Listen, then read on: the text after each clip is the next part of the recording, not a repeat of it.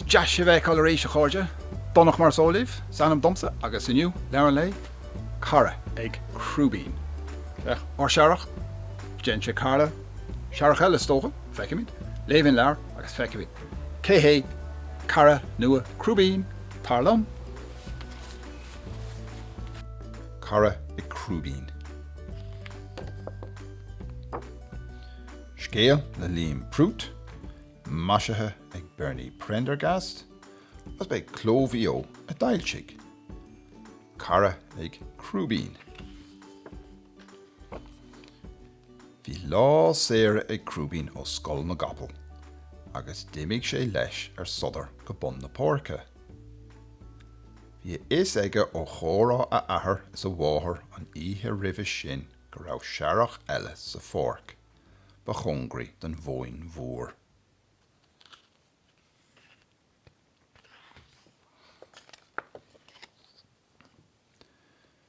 Nuair a tháinig sé go leor na pórca, staid sé go tobann. Déach sé siar a stábla féin. Bhí láirín ag brathnú ina dhí agus punan curca ina béal eici. Bhí is ag Crúibín gur dó féin a bhí láirín ag réiteach an chiorca le na fiacla móra bána.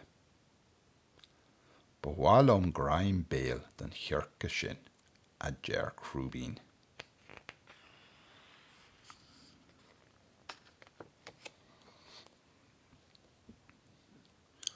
A chun sin chonig sé go raibh an searrach nua ina seasamh. Féach na cosa fada tanaí faoin searrach nua a deir sé leis féin. Déanfaidh sí capal brá rása lá éigean amach anseo seasin. An capal óg agus na cosa fada faoi.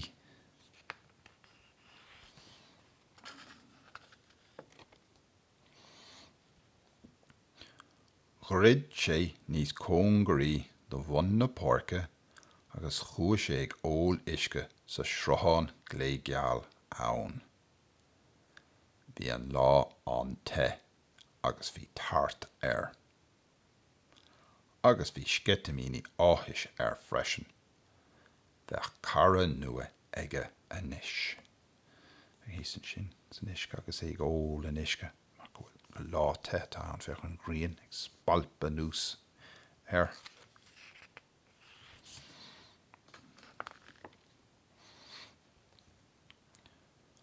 D'ordaigh sé a cheann agus a bhóing ada roimh siar. Bhain sé lán an dá thúil as an gapalín óg. Rinne sé iarracht mhór fannacht ina seasamh ach lúba cosa agus hit sí a bolladh arís.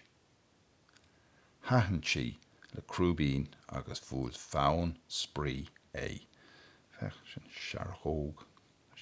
Ní féidir leis fiú seasamh go fóil.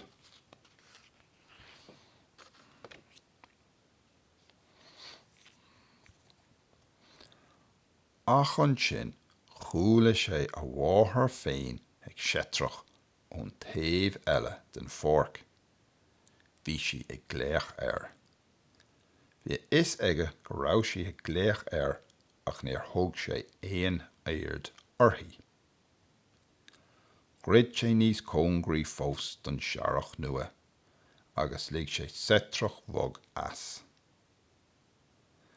Seascín a dúirt sé. Seascín an tanam atá ort.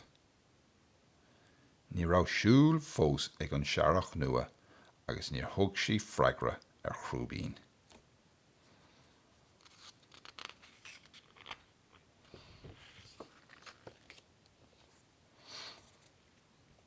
Nuair a chas Crúibín thart, bhí láirín ina seasamh I lár na pórca agus ag fearradh go géir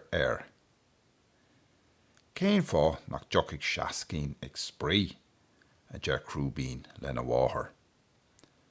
Tá sí ró óg fós a deir láirín, agus tá sí chomh lag le sicín éon lei. nuair a bheidh sí 3 lá d'aois bhuaigh fonn spraoi. Tá go maith sa Chrúibín, ach níor thuig sé freagra láirín.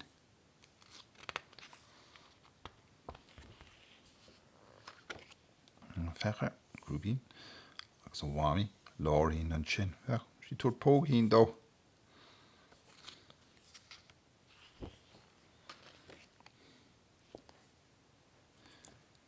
Nuair a tháinig stagín a athair a bhaile ón Mhóin Mhór chu Chrúibín chun cainte leis. Céim fá nach dtiocfaidh Seascín ag suagra seisean le stagín. Tá sí ró óg a Chrúibín. Tróna inné a rugadh Seascín agus tá tusa i de tharach láidir míosa. Tóir lá nó ró eile de agus feicimid cé agah is tapúla. Mise is tapúla sa Chrúibín. Níl seasa féin intí sin fós agus tá a cosa chomh fada agus nach féidir le fannacht an talamh. Becha daddy agus ag tris teacht bhaile an maile hir an sin.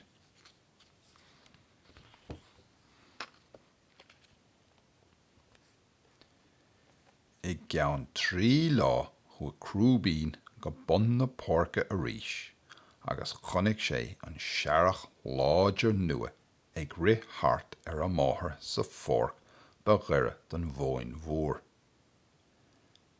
Béidir go mbeadh sí in an spraoi leis anois.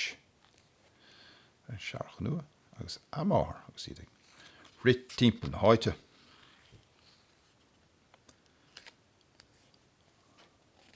Thug Chrúibín do na cosa é ar bhruach an trátháin agus níor stad sé go chruith sé bun na pórca ar thaobh amháin agus bár na pórca ar an taobh eile. Déach sé trasna an chláid féachant an raibh Seascín ag teacht ina dhiaidh sa fórc eile taobh leis. Ach níor thug Seascín éon aird ach éad leis an géad lá. Bhí díomá ar Chrúibín agus chas sé a bhaile le haig a dhéanaar. Fecha agus ag rit timpeall háite Chrúibín.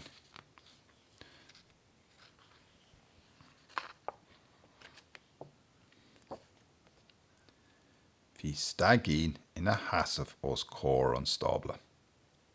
Tóg bog é a Chrúibín a deir stagín. Teocaigh Seascín ina haum féin. Gur him ag geall go mbeidh sí níos tapúla ná éon chapal eile thart an seo. Ní bheidh sí níos tapúla ná mise a deir Chrúibín. Nuair a bheidh an duine ite agam a Chrúibín sa stagín, racha méid síos agus chuirfh méid caint capal ar mháthair an chapalaín uí sin, Seascín sa Mhóin Mhór. Go maith a deir Chrúibín. Cuirfh mé rás ar Seascín an sin. Is maith lom Seascín. Is maith lom go móraí. Ach ná bí i bhfad.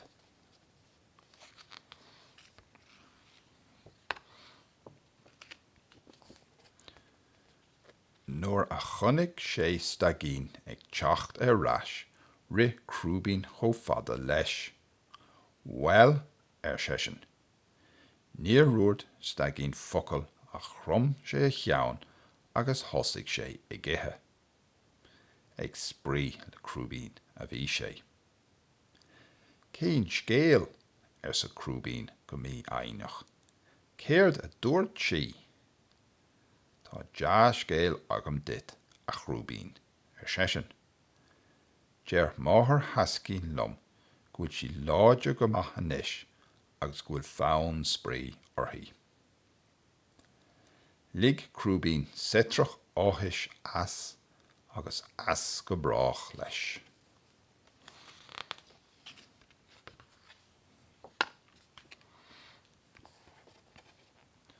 Stop ná stad ní dhearna Chrúibín go chruith sé an Mhóin Mhór.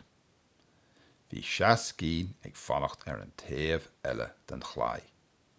Stop Chrúibín in aice lé. An sin déach sí ar Chrúibín agus chroch sí a Mhóin Mhór leis. Chroch an dá searrach a Mhóin lena chéile. Thuig siad cad a bhí ar intin a chéile. Chas an bheirt acu ón gclaig agus réiteach siad iad féin. Agus bheith rás acu.